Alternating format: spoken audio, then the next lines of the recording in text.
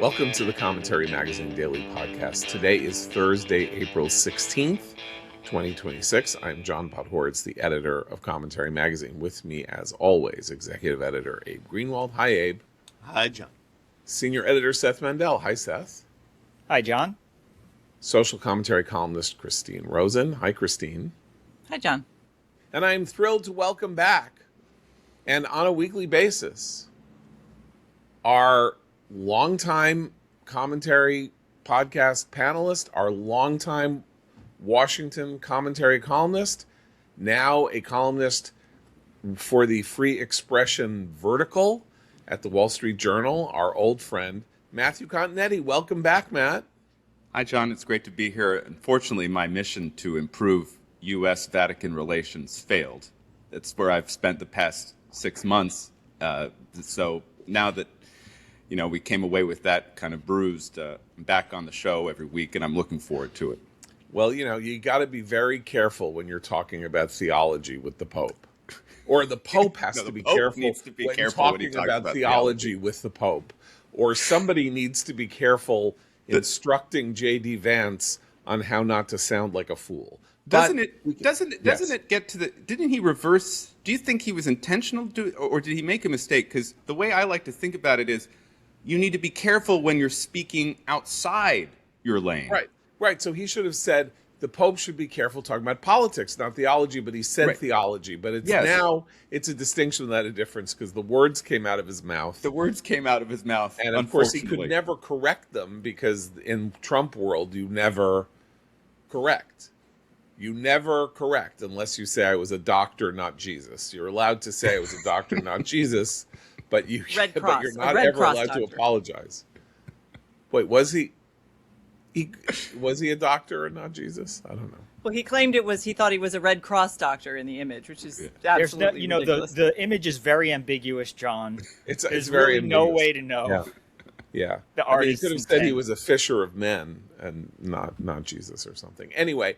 All right, but we're pro-redemption tours in general, right? So Matt's coming on his Vatican redemption tour. So okay, the Vatican redemption tour. So we will allow you to redeem yourself. I think maybe we'll start with maybe the least significant, although potentially the most enduring subject that we will talk about today, which is the proposal for a 250th anniversary Arch of Triumph to be constructed in Washington, D.C. At the hinge point of the entrance into Washington, D.C. over the Memorial Bridge, which is where, if you come over the Memorial Bridge, what you see on your right coming from Virginia into Washington is the Lincoln Memorial. And so there is a circle right there where Constitution Avenue meets 23rd Street. Is that right? Is it Constitution or Independence? I can't remember. And that is supposedly, I think, where this arch. Well, it's the circle's on the Virginia side. Oh, the circle's on the Virginia side. Memorial Circle on the Virginia side of the river. And then you cross Memorial Bridge into D.C. Okay. So you get to 23rd Street. Yeah. So weirdly enough, then this arch isn't even in D.C.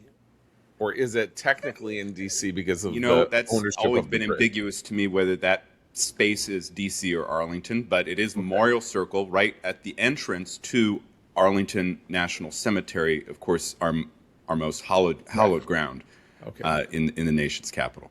So this is very confusing. Now we're getting into confusing, boring stuff like why Trump would have sway over that if it weren't in the Commonwealth of Virginia, if it were on the land of the Commonwealth. I guess it's federal property. Okay. So the arch. Yes. So first, this question. Trump says he wants to build an arch, and the world of sort of conventional aesthetic opinion goes berserk, which seems to me to be insane. Like, why can't we have an arch? Other cities have plenty of arches, not just Paris. There's monumental architecture all over capitals, all over the world. We have it all through D.C. This is a significant anniversary. building an arch at the entryway of Washington, D.C. is certainly nothing that should be controversial or offensive. But Matt, you have been looking into the arch question. Yes. Well, I've been following the arch debate for some time for exactly the reason you outlined, John, which is, in principle, I don't object to the Freedom Arch, as it's being called. That space, Memorial Circle, has been discussed for a long time as an unused space in DC's memorial architecture. In fact, at one point, it was considered to be a good location for either the World War II memorial. I believe that David Galerter even once proposed a 9/11 memorial there in that circle. But so when Trump said, okay, I want to build the arch there, I'm not reflexively opposed to it. However, for all the people out there in podcast land who think that I'm a reflexive supporter of Donald Trump, I want this to be known throughout the land that I oppose this design. I do not think this arch, as proposed by President Trump, should be constructed on Memorial Circle for this reason.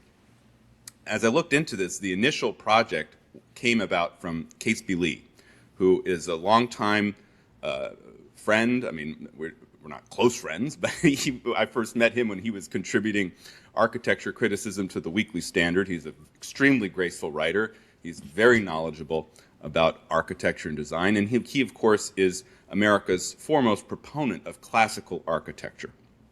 And Trump, throughout his 2 terms, has promoted classical architecture throughout DC's federal construction, and I wholeheartedly support that. The initial proposal that Catesby Lee outlined, it was a much smaller arch, something like even 76 feet, so about 7 stories tall, a little bit taller, that would be built for the 250th birthday celebrations of the United States coming up in July, and that if it seemed to fit the landscape and people liked it, Lee said that it would be made permanent, maybe expanded just a little bit, but not much. The Trump proposal now is for a 250-foot arch, which is almost double the size of the Arc de Triomphe in Paris. The new arch would be the largest memorial arch in the world, and it's capped by these gigantic sculptures, a winged liberty statue that is surrounded on either side by 2 bald eagles. I don't know whether the 250 feet include the size of the statue or not, but it's going to be massive. And I find this really bad for a couple of reasons. One is, part of classical architecture is the small r Republican ideal. Simplicity, self-control, self-government. And there aren't many vistas as beautiful, in my view, as the vista of Washington, D.C., as you're on the Virginia side of the Potomac River. And what do you see? You see 3 things. You see, from west to east, the Lincoln Memorial, a tribute to our greatest president. You see the Washington Memorial, the tallest structure in the city, which is a tribute to our founding president. And then you see the Capitol Dome, which is the place of governance. That is the highest. It's not necessarily the highest point. I don't think it's higher than the Washington Monument, but it is on a hill. It is the beacon of freedom because it is the place where the people rule. And that is the whole point of this country. Introducing this 250-foot thing would dwarf that vista. It would be the most prominent thing. It's much higher than the Lincoln Memorial. And I understand in concept why we'd want to have a victory arch or something celebrating America's triumphs throughout these 250 years, but not at the exclusion of these quintessential American landmarks. And then just finally, on the Virginia side, of course, you have Arlington National Cemetery, where the veterans of our wars from the beginning have been buried. And I think it's always been very meaningful that there's an axis, a line from the Capitol through the Washington Monument, through the Lincoln Memorial to the entryway to Arlington National Cemetery to say that this is not free, that there are real costs to this experiment, but we are honoring the men and women who have died in America's wars to preserve liberty. And there, too, this size, this huge arch, I think would interrupt that vista. It would you wouldn't be able to see the cemetery. And just for that very reason, I think this plan should either be scaled back dramatically or it should be shelved. So there I have it. Okay. My first major opposition to a President Trump initiative. A little bit of autobiography here. I had an apartment in 1991. I rented an apartment in a building in Arlington, Virginia, just behind what's the courthouse metro stop, for those of you who are listening from the nation's capital. And it was a very dramatic apartment, new apartment, and I was on the 16th floor, and I had this view straight down the axis that Matt is talking about. And it's very schematic. Like, this is not an accident that the mall, what we call the mall, effectively begins with the Lincoln Memorial, and that the line of sight goes directly, whatever that is, 2.5 miles, something like that, to the Capitol building. And though, I had a unique vista because I rented an apartment that had this view, pretty much anywhere you stand, if you were at a high promontory point in Arlington or across the river, you can make this out. And you can even make it out, if you do it in the right way, at the Lincoln Memorial. Behind the memorial, you can see your way down. And a lot of people used to complain that the mall itself was getting overcluttered with memorials. The World War II Memorial, the Vietnam Veterans Memorial, the Korean War Memorial, the Martin Luther King Jr. Memorial, that there was a lot of stuff going on, and that this was turning this national, I don't even know what you would call it. I mean, this sort of national monumental expression of American patriotism into a kind of new form of identity politics in which everybody got a little taste. You got the civil rights movement with the Martin Luther King Memorial. If you were going to do Vietnam, you had to do World War II, and you had to do Korea. What about the Holocaust Museum, which isn't quite on the mall, but is like slightly over to the side? And then Smithsonian museums, not only were they, but then you had to have the American Indian Museum or the Native American move to the mall, and there's a black art museum and all this, and so it's all getting all cluttered. So in some ways, you can see how the idea of saying we want one big celebratory tribute to the United States on the 250th anniversary of the signing of the Declaration of Independence. It makes sense for that to be part of this, because at the very least, of all the memorials that will have been built pretty much since the Lincoln Memorial or the Jefferson Memorial, this one would actually be unifying. It would just be America and an American moment. But its aesthetics are very important. And obviously, judging aesthetics is something that Trump believes he has a unique eye for, and that a lot of us have difficulties with his aesthetics. But it is telling that Catesby Lee, whom you mentioned, who spent 30 lonely years writing on a manual typewriter, because we all got manuscripts from Catesby Lee written on a manual typewriter. The last person to submit articles on a manual typewriter, as far as I could tell, writing about classical architecture or neoclassical architecture, and why it was so important as an expression of beauty, particularly in an increasingly brutalist Washington, where you had these absolutely horrific buildings, the HUD building and the FBI building and other buildings that were like deliberately modern and ugly and depressing and destroyed the cityscape, and why we needed a new version of beauty.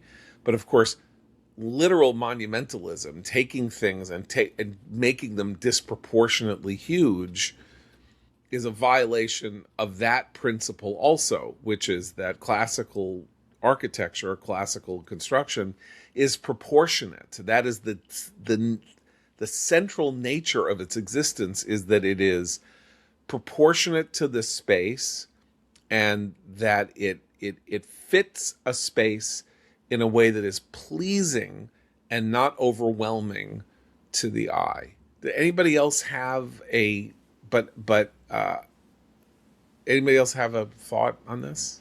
So I think I've probably lived the longest in Washington, D.C. of anyone on this podcast. Been here more than 30 years.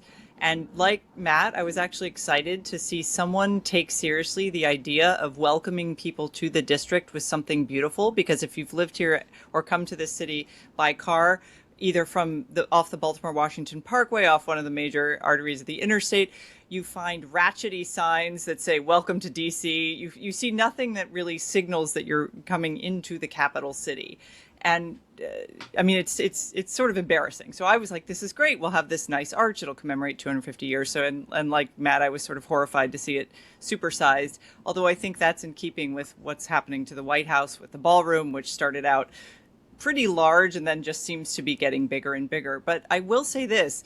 One of the great things when you talk to any foreign visitor to Washington, D.C., many of them will note the modest scale of even our greatest monumental areas like the Mall and like the White House.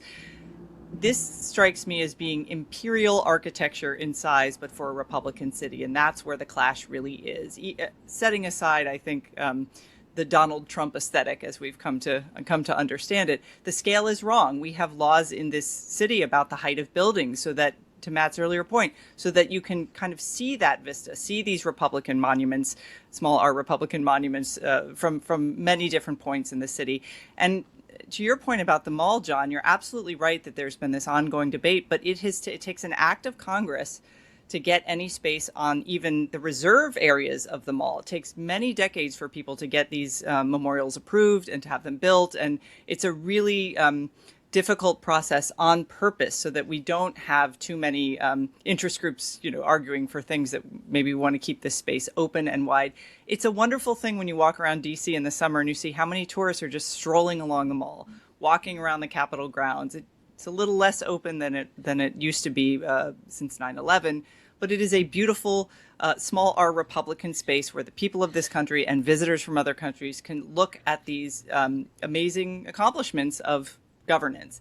And that's where I think both in the style and pushing these, both the ballroom and the arch, without any of that oversight, without going through the proper process, by stacking people onto committees that will rubber stamp whatever he wants, Trump is making a mockery not just of the scale and values of the city and its architecture, but of the way that we go about making these permanent changes to our landscape. So yeah, I'm 100% with Matt on this. It's too big. We are not an imperial city.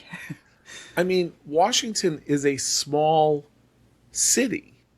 Of all the capitals in the world, and it is in some sense politically the greatest capital in the world, it is easily the smallest. It is a city itself. The city itself, we're even talking about this memorial not really being in the city itself, but the city itself is a city of 650,000 people. When I lived there, it was smaller. It was like 500,000 people. It's a small city with an unusual design because it was sort of it was incepted. It sort of like was one of the first planned cities. It was sort of planted there for obviously interesting, complicated political reasons in the origins of the Republic. And the scale of the city is small, and it speaks to something that we've totally lost, but would be nice, which is that the city should be small because this country is not governed by Washington, right? This country is a country of 50 states, and there are 50 state capitals, and there are 99 state legislatures, not just 2 houses of Congress and the president. And every one of those cities has a capital, and we have a capital, and the capital is a tenth the size of our major city, which is New York. And New York is a monumental city. New York is a city in which bigness matters, in which People are desperate to build the biggest building on the biggest footprint and all of that. Washington has always denied that right to private architects and architecture with, among other things, this height restriction, which has meant that, again, not to speak too autobiographically, but if you live in apartments all over Washington, you are living in very weirdly constructed apartment buildings that are often vastly wider than they are tall, and that are often built in the sides of parks where the lobby is on the 6th floor and you go down in the elevator to get to the 4th floor so that they can get 10 floors built. And one of the great things about that, though, is that one of the things I like about Washington architecture is how they force you to retrofit buildings of a certain age so that the outsides look basically the same. So, one of the things that I love New York, obviously, but it can feel sterile in Manhattan, where it's like, large, tall, gleaming buildings with a Rite Aid at the bottom or whatever. Washington really tries to get you to keep things consistent and, try to feel the history. It should look the way it used to look and all that stuff. And that runs into all sorts of problems too, because it does cause some housing shortages. It does, it does have its problems with regulations and stuff like that and all the red tape. But it does at least try to look that way. And I think the point really is that it's not supposed to be a city at all. It's an area. It's it's a piece of Maryland. It's a district. It's a district. It's like going to the industrial park in a town or something. It's like this is the government park. Right. It's supposed to be the government park of the area, and it's not supposed to be an influential city in that sense. So I have a suggestion for any individual who's on the planning commission that Trump has appointed that's going to approve this plan later today. Hopefully they'll listen to my words before they vote yes. And my suggestion is this: flip the script. Rather than having it in Memorial Circle on the western side of D.C., let's move the Triumphal Arch at the size that President Trump wants to east of D.C., and I know exactly the place, New York Avenue, right by the National Arboretum, and yes, the headquarters of the Washington Times. We're talking about a gateway to the city, Christine.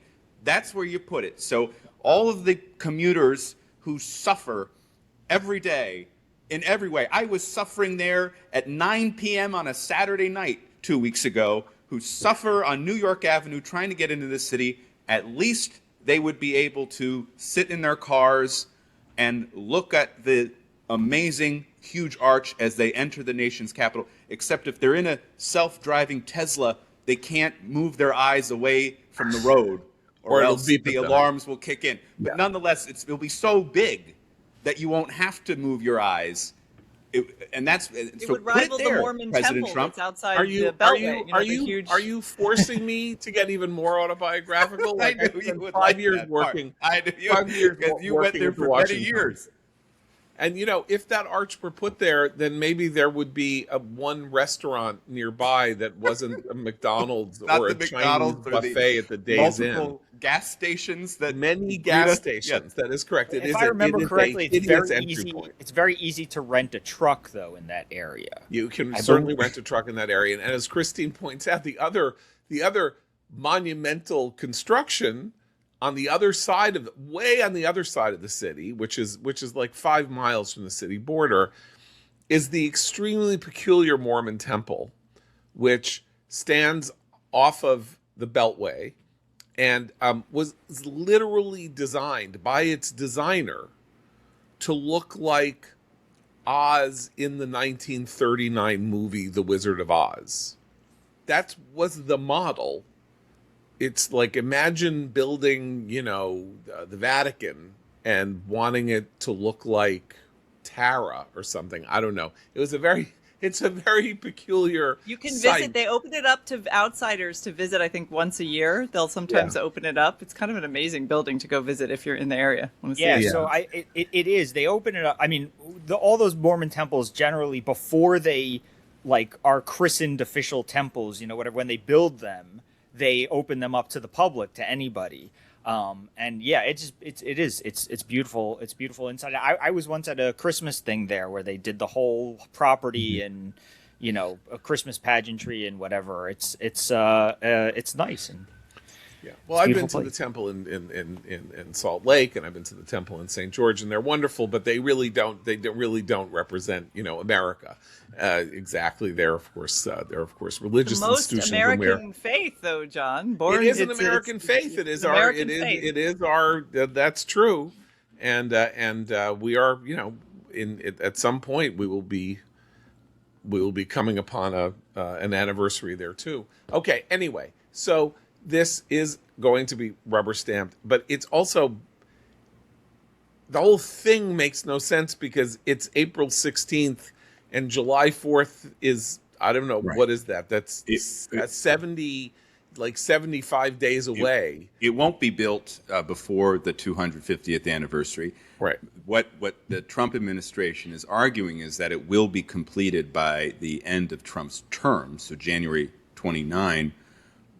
I am skeptical it will be built at all. There is a court case that has been launched by Vietnam Veterans of America to block the construction of the Memorial Arch, the Freedom Arch, on the grounds that Christine laid out earlier, that the process has been violated.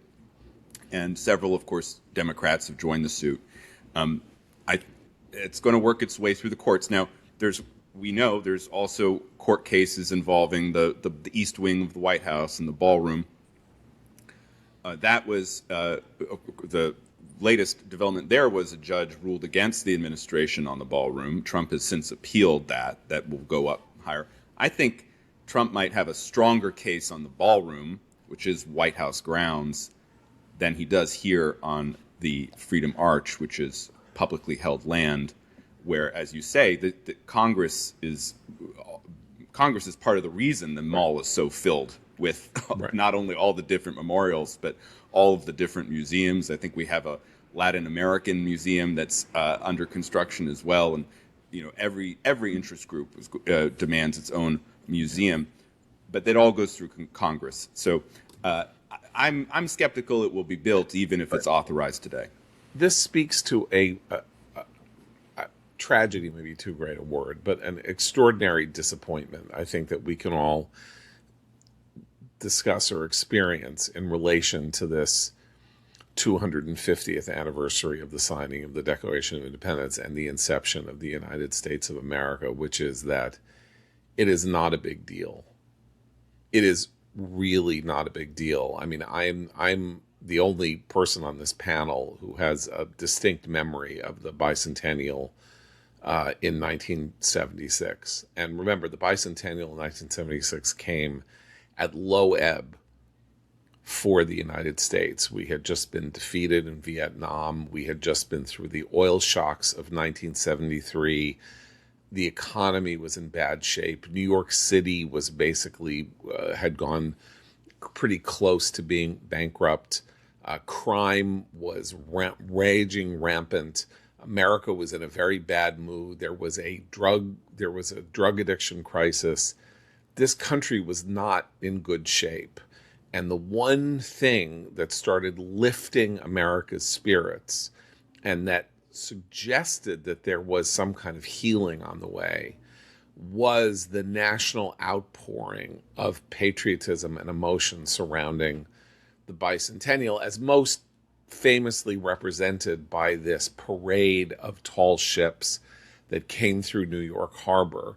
I mean, hundreds and hundreds and hundreds of these ships that came through New York Harbor. It was all television networks suspended their coverage. That was the image of July 4th. Also, television networks, CBS did a bicentennial minute every day to describe events that happened around the founding of the Republic. This is sort of when Schoolhouse Rock came into existence to help American kids understand the American experience. And of course, it's now 50 years later, half of the intelligentsia, then the intelligentsia, a lot of the intelligentsia hated America, but it was very much a vanguard opinion.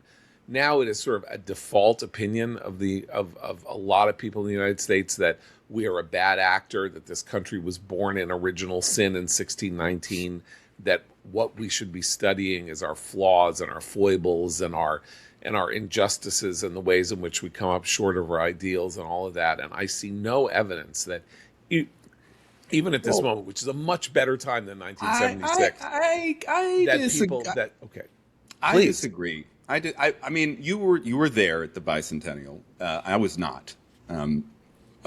Some of the research I've done in American history suggests that actually at the time people didn't think Americans were taking the bicentennial all that seriously, and so I think there's a similarity there. However, I look at what the reaction was to the Artemis mission, and I kind of see that as the opening of the 250th anniversary. And there, I think we all watched. I was watching it. I was watching on CBS. People were extreme. What an incredible achievement! It was wonderful to see it, and of course, without any error or tragedy. And that followed America's victory against our arch enemy, Canada, in the Winter Olympics, and the amazing hockey team, the Triumph. And then we go into the celebrations in the coming months. Now, look, do I think that the mixed martial arts fight on Flag Day on the South Lawn of the White House is necessarily the best way to celebrate America's 250th? No, not really. But, for a certain audience, it's going to be a big deal. We also are going to have, of course, Formula One racing in Washington, D.C., a D.C. Grand Prix in August. Again, I think that would be pretty cool, actually. But the tall ships are coming back. They're going to come back, John. They're going to come back to New York Harbor, and I think people will be excited on July 4th. So, but I think unexpectedly, maybe you're right, and maybe what I'm citing is a post hoc memory, which is to say, the bicentennial, the fervor that greeted the bicentennial was a great surprise. Right. It came as a surprise that Americans wanted this moment to say, we're not done, we're not finished, we are the greatest country in the world, we've had some bad years, but we're coming back. And maybe that's happening now. And I want to then move on to this question, which is, I am sorry, I'm going to say this, even though it's like evil eye or bad luck, but we are likely to have won a war before July 4th. Our war against Iran, we will have won. This is the opposite of 1976, when we had just come out of watching those helicopters pull off the roof of the embassy in Saigon. It is the opposite of 2021, when we saw the chaos at the Bagram airfield in Afghanistan. We have gone into Iran. We have succeeded in a military triumph that is now quickly, I believe, or there's a lot of evidence to suggest it's now turning into a geopolitical triumph, because the early indications are that the new move on Hormuz and how we're handling Hormuz is working and is the final thing that will bring the Iranian regime to its knees if its effort to blackmail the world through the closure of the straits turns out to have been either a false effort or a false claim, or something that we basically overcome through our sheer force of will and the size of the commitment that we have to continue with this blockade against them that is not a blockade against others. And this is April 16th, and July 4th is 2.5 months away. And will we still be like having these daily conversations about what constitutes victory or doesn't constitute? I don't think so. I think that we are going to credibly claim victory in a war in Iraq, and that it's going to take weird naysaying to deny that that victory was won. And maybe that will have a very salutary effect. The public seems to be skeptical to disappointed or upset about the war in Iran because it's indeterminate. We're still in the middle of its resolution. but a resolution that looks favorable to the United States, who is actually going to think that that was bad? I'm serious now, because we can also go to what happened in the Senate yesterday about bad things that the Senate is doing. But are Democrats really going to want to say that it was bad, that one of these world's worst regimes was brought to its knees and its nuclear ambitions destroyed and its ability to torment the rest of the Middle East, as Trump said yesterday to Maria Bartiromo, set back by 20 years, that it would take them 20 years to just rebuild to where they are now? I don't know what good that would serve them, except they hate Trump and they never want to say that Trump did anything good. But other than that, the larger point will be unassailable. It's like saying that gravity doesn't work or something like that. Am I being overly I think you already saw a preview of that with the amazing Special Forces rescue of our airman in Iran. I mean, it coincided with the Artemis mission, but the fact there is only one country on the face of this planet that can send people to the dark side of the moon and see things that had never been seen before, while creating an airstrip in enemy territory where you were able to launch search and rescue missions for a downed serviceman, leaving no man behind, and defeating and killing IRGC soldiers who are hunting him because they know that the echo chamber would love the propaganda victory of an American hostage captured on the battlefield. But America denied them that in this spectacular mission. And what was the reaction? It was crickets. It was, gas is high. Stock market is down. Now, 2 weeks, and of course, the president also kind of got ahead of his own good headlines by the tweet saying he was going to target the electrical infrastructure of Iran and end the civilization. So we have that power. It's demonstrated on a daily basis, and no one seems to recognize or appreciate it in the public sphere. And that's sad, because I think you're right. I think that Trump has landed on the appropriate policy here, and he has to be prepared to resume the military campaign if Iran does violate the ceasefire, or if Iran does not agree to the concessions that have been proposed to it. But right now, we're strangling the Iranian economy. As Admiral Cooper pointed out, 90% of the Iranian economy is based on seaborne traffic out of that strait. It's not going anywhere now. And I think the IRGC or the supreme leader or whoever is running Iran understands that they don't have much time. We know that Peshkezian, the president, has been saying to IRGC commanders that the economy is in free fall. That was before the blockade. Yeah. And now we have this report from Iran International, the opposition affiliated group, saying that the Iranian central bank told the civilian leadership that it would take 12 years to rebuild once the fighting starts, to get back to the status quo antebellum. So they're in bad shape. Abe, let me ask you a question. Vance said the other day that the non-negotiable things that we came with, that at the top of the list was not only no enrichment, no nuclear program. It wasn't just that. It was, we want the dust, right? The dust is whatever nuclear materials, enriched nuclear materials they have. Now, we were told by them 5 days before the war started that they have 800 pounds. We don't actually have any independent confirmation that they have 800 pounds. That's a lot of materials. They might have it, they might not have it. Maybe they have 100 pounds. They are inclined toward exaggeration and sort of hyperbole. So we don't really know. I've been wondering since Vance said that, whether this goal, which seems slightly fanciful because it's buried under rubble and all of that stuff, whether we have reason to believe that this goal is more attainable than I would think that it was attainable. because it seems like a weird thing to precondition your declaration of victory on. If it is, we have to go dig 3,000 feet down to find it. And like, although if we can build an airstrip in 8 hours, fly into a country, build an airstrip in 8 hours, and then fly missions out of that airstrip, I don't know how long it would take us to burrow into, wherever it is and find whatever it is. But, we have technological capacities that are, mind blowing.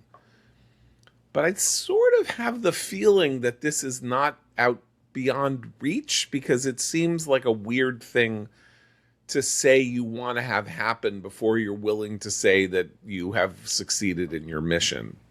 What's hard for me to envision here, which doesn't mean it's impossible at all, is a state of affairs where where Iran and the area around which we have to go in and get the dust is so thoroughly pacified that special forces and Americans can go about this process unmolested. That seems like an extraordinary state of affairs. Should that come to pass, that is the vision of a victory. Like I'm not even, that, as I said, that I even have a hard time imagining that. And I agree, we're winning and we're going to win, God willing. But I suppose you're right, that it is more possible than we have thought. I mean, when we get countries to give up their nuclear material, I mean, it has happened before. They fork over their Ukraine did. Yeah. I mean, so in 1994. So it's not like there's no precedent for doing this. It's just the idea of doing it in a thoroughly pacified Iran that is mind blowing. But and just also to this larger point about whether the July 4th is going to be a big deal this year, and whether what people think of victory. There are millions of Americans for whom Donald Trump is a larger story than American victory, than any anniversary of the founding of America, than sending Americans to the dark side of the moon. And I mean, there are millions of people, and he really sort of subsumes all of that for them, and that is a sad thing. It is, but again, I think the totality, and I take Matt, I take your point. I mean, I think it's actually, I hadn't really sort of cottoned to the idea that if you take Artemis and you take the rescue mission, I don't know how many people really know about the rescue mission, but you take Artemis, which really was, as it turns out, a kind of breakthrough viral event, which other things have not been, right? I mean, like other SpaceX triumphs and so haven't quite broken through the noise barrier or the sort of the tweet barrier or whatever it is. That this was something special, and that it was, which like is a ironic, moment by the when way, you got because to- Elon Musk also owns Twitter. There you go. I just think, we talk ourselves down. Yeah. America and American elites talk America down, and they talk about the injustices and the inequities and the inequalities, and we're still the richest country in the world, almost by a factor of 2. Certainly in productivity terms, we're the richest country in the world by a factor of 5. We have 4% unemployment. We have full employment in the United States, almost. We have a rising standard of living. I don't care what anybody says. Inflation is a problem that eats away at the rising standard of living. We are, even if you think that AI is going to like destroy and ruin the universe, there is this massive technological revolution going on that we are still in the middle of that has led to advances in all kinds of things, medical advances. We are on the verge of defeating the existence of obesity, stuff like that, and we give ourselves no credit. Yeah. And No, I I mean, I think the think American people are maybe people are tired of it. Well, I think they are. I mean, and it expresses itself in different ways at different times. Certainly, Americans are not happy with the state of the economy. That's a side discussion. That's an important one, but it's not really what we're talking about here. I think Abe's point is interesting. It's sad that one's view of America is increasingly dependent on one's view of Donald Trump. And I would add a third element to the equation. Prime Minister Netanyahu said something very interesting recently. He said that he was confronted with the data that I'm sure you guys talked about last week, showing declining American approval of Israel, support for Israel. And he said, well, so much of that is related to how the subject views America itself. And so these three things are kind of linked. It's views of what Trump, regardless of Trump the person, but kind of what you call the Trump project or what Trump is trying to do, which is revive America, somehow prevent our decline. Two, America's origins and history and whether that's a good thing or a bad thing. And then three, America's relationship with the Jewish state and the national home of the Jewish people. And that's what we saw, just to kind of come around to current events. That's what we saw happen in the Senate yesterday, where the Democratic Party, is now fully against Israel. You can't, with John Fetterman accepted, the increase in the number of Senate Democrats who are voting for Bernie Sanders' anti-Israel resolutions. He does it every year. It's like his holiday or something. He puts up these resolutions to block aid to Israel, block essential systems from being sold to Israel. And the number of Democrats who have supported Bernie Sanders and these resolutions have increased every year to the point where now, it's for one of them, this resolution blocking the sale of bulldozers, which are used to go after the tunnels, go after the booby-trapped homes in Gaza and elsewhere. 40 Democrats voted for this resolution. They voted for Bernie Sanders. I just want to say both Democrats from Arizona voted with Bernie Sanders on this anti-Israel resolution. And you know who else voted for it is Alyssa Slotkin from Michigan, who portrays herself as a serious, credible voice on national security. And here she is voting with Bernie Sanders, who is not a credible voice on national security, to disarm the state of Israel. And I think these Democrats should be put in a hall of shame, and people should kind of, wag their fingers at them for casting these votes with Bernie Sanders. We got to talk about this. Can I add something about the Slotkin angle specifically that Matt brings up, which is that her statement for why she supported it, she referred to. So there's two things at play here. There's bombs that can crack. They're not technically bunker busters, but you use them when you need to get to fortified underground places, and the bulldozers. Slotkin refers in her statement to the bombs, the 1,000-pound bombs, whatever, and as she says, they are sometimes referred to as dumb bombs instead of smart bombs. Now, this is a really important thing because Slotkin, as Matt says, she cannot be granted grace based on ignorance. She knows that what she's saying is false. The bombs come to Israel as dumb bombs, but Israel outfits them with guidance systems. Some of them, sometimes American systems, sometimes Israeli, but they outfit them with guidance systems to turn them into smart bombs. They guide the bombs. It's like saying that something, it's like saying that, butterflies are sometimes referred to as caterpillars or something. It's like, this is a later, the end stage of this.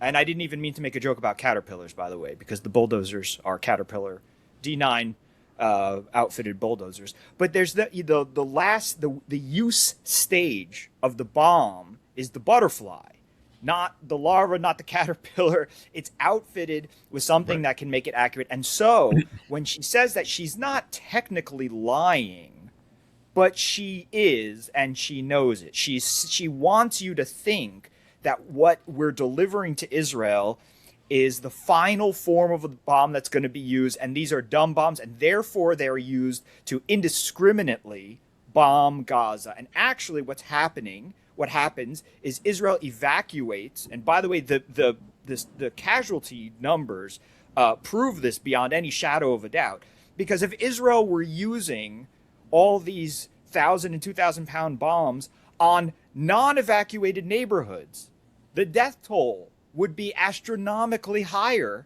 than it is. So what's happening is Israel will evacuate a zone, make an evacuation zone, move them out the way they did in Rafah, and then they will drop a bomb to get at the tunnels underneath it. Seth, you have done something very noble, which is to attempt to engage seriously with the policy implications of what Alyssa Slotkin is up to. But you know, and I know, and we all know that Alyssa Slotkin is thinking of running for president in 2028, and that's why she voted the way she voted. And that's what is interesting here politically. First of all, let's just talk about this. The weird part is that the vote to not sell Israel bulldozer, both these votes failed, it needs to be said, by the way. The votes failed in the Senate. It's just that a vast majority of Democrats voted for both of them. But of course, Democrats don't have the majority in the Senate. And Democrats did vote the other way, some. Okay. The vote to deny Israel the bulldozers was stronger than the vote to deny them the bombs. In other words, more people voted against the bulldozers than the bombs, which is crazy, right? Because so it's a $295 million contract for them to buy bulldozers. It's not even clear to me. I don't even understand why this is part of the Israeli aid package in the first place. Israel is now the 22nd richest country on earth. They can go to Caterpillar and buy the goddamn tractors themselves and have them shipped over. Like, I don't understand why this is why this is something that involves the aid, and we can get to, at some point, we need to talk about the aid and whether the aid is now, really, is worse than not having aid at all. But it's the answer is mostly because the aid is structured so that it's spent on American. As a domestic price support for the Caterpillar and John Deere companies. It is a way for Congress to give them money. That's why the aid exists. It's a domestic support structure for military contractors and others, and not something that benefits Israel, that's something Israel can get for itself. But they're voting against bulldozers, right? Okay, so they're voting against bulldozers because what they want to do is vote against Israel. Why do they want to vote against Israel? Because a couple of them want to run for president. Mark Kelly wants to run for president. Apparently, Alyssa Slotkin wants to run for president. And it has now become axiomatic in the circles of political consultants and people who understand the future of the Democratic Party that the wise money is going to go to somebody who can credibly go to primary voters and say, I was there to vote against Israel and Bibi and Trump because they are warmongers and they represent terrible things. And that is where the sea change in American politics has come. That it is now clear that the Democratic Party, which has been trending in this direction for 20 years and really trending in this direction for 14 years since the 2012 Democratic Convention, is now functionally going to become, if it is not already, an anti-Israel party.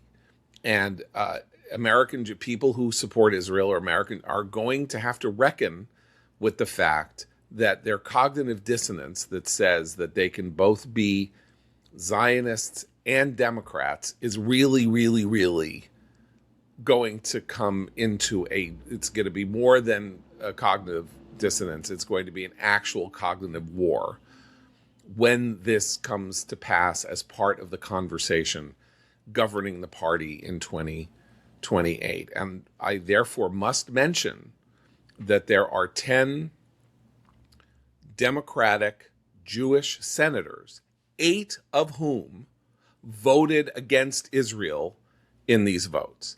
8 out of 10. I don't have the list in front of me.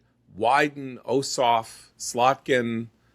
I can't remember who the others are. Sanders, obviously, yes. Sanders.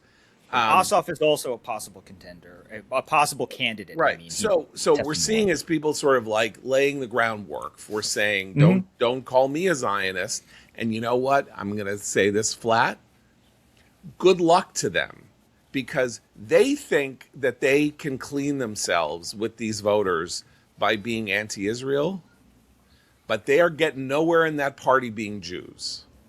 Because the problem is not Israel, the problem is Jews. The problem is that the party is not just anti-Israel, but that it is becoming functionally anti-Semitic. And if you're dumb enough to run for president in 2028 thinking that you're going to make it to that platform and wherever the convention is at the head with balloons falling on you, and your grandfather came over from, or great-grandfather came over from Lithuania, I got another thing coming for you, buddy. It's not going to happen. They don't like Jews. A lot of the base doesn't like Jews. And that's why you have this bizarre phenomenon of Ezra Klein and the Pod Save America people and all of that trying to whitewash people like Hassan Piker, who say things like Israel is 1,000 times worse than these inbred Jews. Ezra Klein, columnist of the New York Times, saying Hassan Piker is not the enemy. Hassan Piker is the enemy. And if you don't understand that, and Hassan Piker is your enemy if your name is Slotkin, or if your name is Ossoff, or if your name is, Goldstein, or I don't care what your name is. Hassan Piker is an enemy of any American citizen. He praises... And that is also true. He said the fact that we won the Cold War was terrible. He's un-American. Yeah, the Cold War is terrible. Russia shouldn't have lost, and 9/11 was good. So he is... But that gets to Matt's point, which is that this is about how you view the United States, not just how you view Israel. That the long-term line that Bibi said is that America and Israel have a unique bond because we're both countries that were formed on the basis of an idea and not have frontier energy where they had to build from nothing and all of that. And if you don't like that story about America, you're not going to like it about Israel either. It's just that, it's pretty much that. And we should point out, by the way, John, that the interview that you just referenced, the Pod Save America very recent interview with Hassan Piker, was where they gave him a chance to take back the point about Hamas. A while ago he had said Hamas is 1,000 times better than Israel, whatever. He was just on the show with them. And was it John Favreau who specifically asked the question? Yeah. And said, but when you said that, did you really mean like literally Hamas is 1,000 times better than Israel, whatever? And Hassan Piker said, yes. So we should just be clear that this is not like digging up some old quote when he was mad about the war and in the middle of a 3-hour podcast or whatever. He went on a national program and was asked point blank, and it mirrored in a funny way what happened with Zoran Mamdani when he went on. It was a Bulwark hosted podcast, right? When Tim Miller asked him directly. Tim Miller, who should bury his head in shame and donate the millions of dollars he's made for his podcast nonsense on YouTube, should donate it to the UJA for the monstrosities that he has been perpetrating. Go ahead, please. But Tim asked Zoran Mamdani straight out during the election, don't you see how lots of people are telling you that when Jews hear from the river to the sea, Palestine will be free or whatever, and globalize the Intifada? He asked about both phrases, in fact. Can't you easily picture what they're saying they hear? Why is that so hard? And Mamdani continued to refuse to denounce the phrase, and Mamdani at that point sailed through the election. And the polls, the recent polls, show that the Hassan Piker supported Michigan candidate El Sayed is also weathering the, we can't even call it a storm, but the point is that people have been asking these guys point blank, do you really mean it? They say yes, and then the polls continue to rise for them, and that is a long-term problem, but it is also a big part of what happened. Zoran didn't want to get in trouble with his wife. He had denied those comments. Could you imagine what dinner would have been like? Yeah. Well, in the Syed, it's true. It hasn't necessarily harmed him, but he's not running first right now, at least in the polling averages I've seen. So he could still lose that Senate primary if he wins. Right, but the poll yesterday, there was a poll yesterday that had him in the lead. He's not really? in the lead in the average, but he had his first okay. leader poll Yeah, in I did that see that. race. There's one other. That's huge. And then, of course, there's Plattner in Maine, right? Literally a Nazi tattoo. Yeah. All There's right, also, so this look, is the the DSA. Democrat. Can I just add one other thing? Because it isn't just like elite writers like Ezra Klein. It isn't just the elite in the Democratic Party who want to run for president. This is a campaign that goes all the way down to local races. Here in D.C., we have a mayoral race coming up, city council races. The DSA, Democratic Socialists of America, Mamdani's party, AOC's party, they are demanding written pledges from anyone wanting to run for mayor, not saying that they won't take money from AIPAC or any sort of, affiliated group, but that they will not even meet with pro-Zionist organizations. And that shift is significant and meaningful at a local election stage. They are going race by race in cities and in local governments, and they are forcing people to say, we will not talk to any pro-Zionist groups. That is bad. And this is a structural effort on the part of the DSA, which has captured a large part of the younger Democratic Party vote, as we saw in Mamdani's election. That's something to keep an eye on as well, because they are being quite successful at twisting the arms of these local candidates as well. Can't say we didn't warn you. Matt, you have a recommendation. I do, John. Thank you. Way back when in the archives of the podcast, you would have found me recommending a book called The Mercy of Gods by James S.A. Corey. That's a science fiction author. It's actually the pen name of two authors, Daniel Abraham and Ty Frank, who are known for writing the Expanse series of science fiction books, which was turned into a very well-regarded television show as well. The Mercy of Gods was the first book in a new trilogy that they've written about different set of characters. It's about a planet that's taken over by this kind of galactic empire, and the survivors of that planet are kind of made into kind of manual laborers in different ways for the leaders of this empire. I recommended Mercy of Gods when it came out, I think 2 years ago now. And today I want to recommend the second book in the trilogy, which is called The Faith of Beasts. It's just been released, and it's just as good as the first one. It's for some people who like speculative fiction, who like soap operas, or who kind of space operas rather. Maybe if you like soap operas, you'll like this too. Or if you liked The Expanse on TV, you're going to love this book.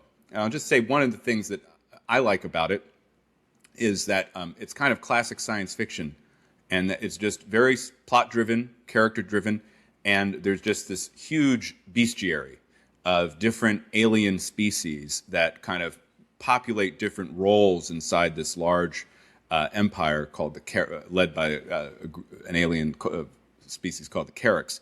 But if you like that type of thing, where you just enjoy learning about strange creatures, even if they're mythical, you're going to love The Faith of Beasts, the second book in the Captives War trilogy by James S.A. Corey.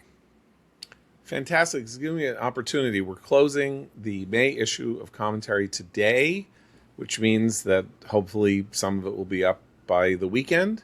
And I am very pleased to announce that one of the articles in the May issue of Commentary is by the legendary science fiction writer Orson Scott Card. Oh, wow. Who has written an essay about AI and what AI is. And I asked him to write it because he is one of the originators conceptually of the idea of what an AI consciousness might be in his Ender's Game trilogy, his most famous work, where there is an AI named Jane who has figured out so much in the way of computational analysis that she can move things through time and space, and this plays an enormous role. And so I thought, well, what does he have to say about this? And he's written a very interesting, very flavored, very balanced essay about what AI is and where it should be. And I'm really pleased to have that in the issue, along with some other really remarkable stuff, including about a piece about American patriotism by Charles Fane Lehman and a piece about the bicentennial by Robert Pondisio. So that will be available to commentary readers, hopefully again by the coming of the weekend, as we go to press today, and then we have to prepare things for the web tomorrow. So Matt Continetti, welcome back. We hope to see you weekly. And for Abe, Christine, and Seth, I'm John Podhoretz. Keep the candle burning.